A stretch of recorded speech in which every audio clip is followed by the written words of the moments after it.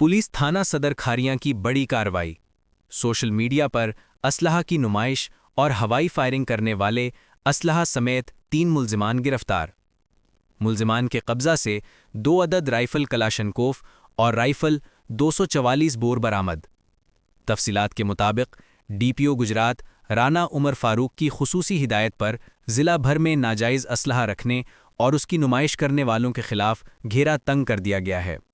इसी सिलसिले में एसआई मोहम्मद असलम हंजरा एसएचओ थाना सदर खारियां ने अपनी पुलिस टीम के हमरा कार्रवाई करते हुए 3 मुल्जिमान को गिरफ्तार किया, जिनमें 1 हसनैन मुबारक, 2 आमिर सुहेल, 3 सांवल शामिल हैं।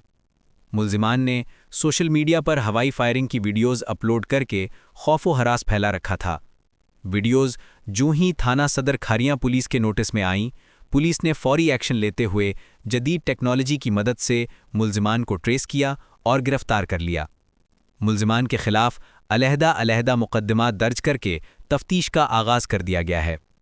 इस मौके पर डीपीओ गुजरात का कहना था कि असलहा की नुमाइश और कानून को हाथ में लेने वालों के साथ ज़ीरो टॉलरेंस पॉलिसी के तहत सख्ती से निपटा जाएगा।